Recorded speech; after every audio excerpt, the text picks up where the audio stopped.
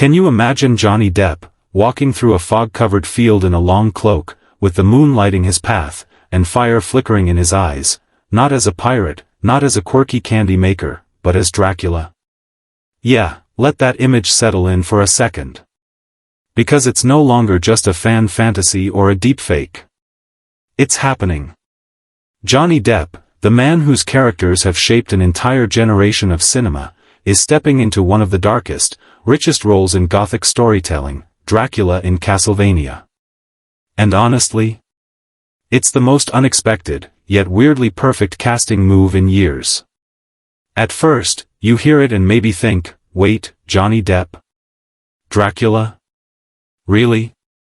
But then, you remember the quiet pain behind Edward Scissorhands' eyes. You think about Jack Sparrow stumbling through storms with a grin and a hidden agenda. You recall the silent sadness behind every twitch in his Willy Wonka, or the unsettling charm in Sweeney Todd's every glance. Suddenly, it all clicks.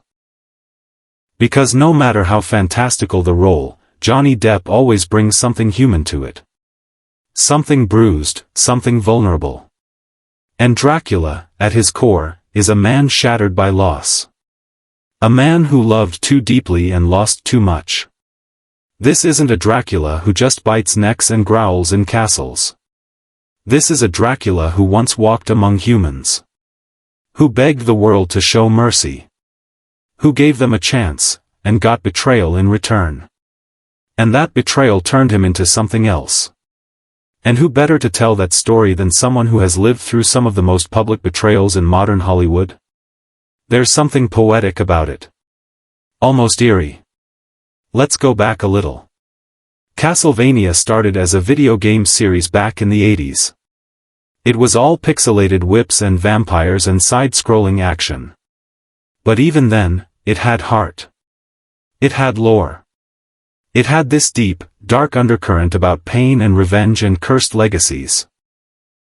Fast forward a few decades, and Netflix took the franchise and turned it into something incredible, an animated series that wasn't just visually stunning but emotionally devastating. It gave Dracula a soul. It told us that monsters aren't born. They're made. And now, as Castlevania steps into the world of live-action storytelling, it needed someone who could carry all that emotional weight and all that darkness, but still make us care. That's where Johnny comes in. From what we're hearing, Depp's Dracula isn't going to be one-dimensional. He's not just the big bad. He's not going to twirl his mustache and laugh maniacally in candlelight. He's going to be quiet at times. Thoughtful. Charming. Maybe even, sympathetic. Imagine watching a scene where Dracula stares at an old painting of his wife. His fingers trembling, eyes full of loss, and the room around him shaking, not because he's angry, but because he's holding back a storm. That's the kind of storytelling we're stepping into here. And Johnny, he gets that. He thrives in those moments of silence. Those in-between spaces where nothing is said, but everything is felt. We've seen him do it for decades. But this role, this might just be the one that stitches together everything he's ever played. The sorrow of Edward, the madness of Jack, the grief of Todd, the charm of Grindelwald, all wrapped in fangs and fire. And the timing? Honestly, it couldn't be more poetic. Because let's not pretend Depp hasn't been through hell. We've all seen the headlines. The courtrooms. The interviews. The memes. The public turning against him. Then turning back. Then arguing over whether they should have turned at all. He's been torn apart, defended, doubted, celebrated, and somehow, through it all, he stayed standing. A little quieter. A little weathered. But still Johnny. And now, he's taking all that experience, all that pain, and pouring it into a character who was broken by the world. Tell me that's not a full circle moment. But here's what makes this even more exciting. This isn't just Johnny showing up, reading lines, and cashing a paycheck. Word is, he's deeply involved. He's reportedly been giving feedback on the script. asking questions about Dracula's motivations, rewriting dialogue to feel more personal, more layered. He's even helping shape the visual tone of the character. From what's leaked, he's been testing multiple versions of Dracula's costume. Some sleek, some ancient, some almost ceremonial. He's paying attention to every detail, down to the rings on his fingers and the way his cloak moves when he walks. You know Johnny. He doesn't do anything halfway. He wants this Dracula to feel timeless.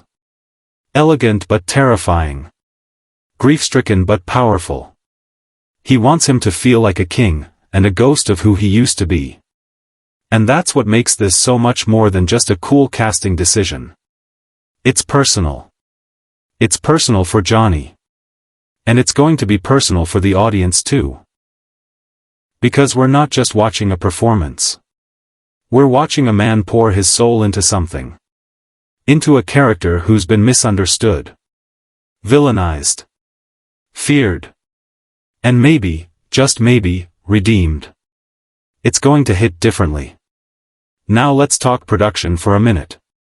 The showrunners are being extremely tight-lipped, but a few things have slipped out. First, the tone of the series is shifting from fast-paced action to more atmospheric horror. Think slow-burning dread. Long silences. Emotional tension. They want it to feel like you're living in Dracula's castle. Breathing the same cold air. Hearing the same whispers in the halls. And they want Johnny's presence to be the anchor. They're also bringing in historical influences. Not just generic vampire myths, but real-world Eastern European legends. They want Dracula to feel grounded in something ancient. Something that predates modern fear. And Johnny's been diving into that research. Reading up on folklore. Watching old films. Even studying ancient languages to get the tone of his speech just right.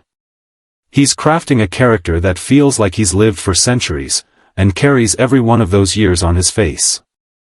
And here's something fascinating, the production team is building a massive practical set for Dracula's throne room. No green screen. No cheap tricks.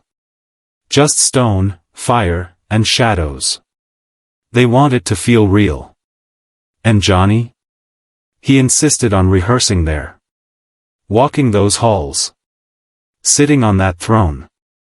Letting the space inform how he plays each scene. That's the level of detail we're talking about. And it's not just about looking cool. It's about living the role.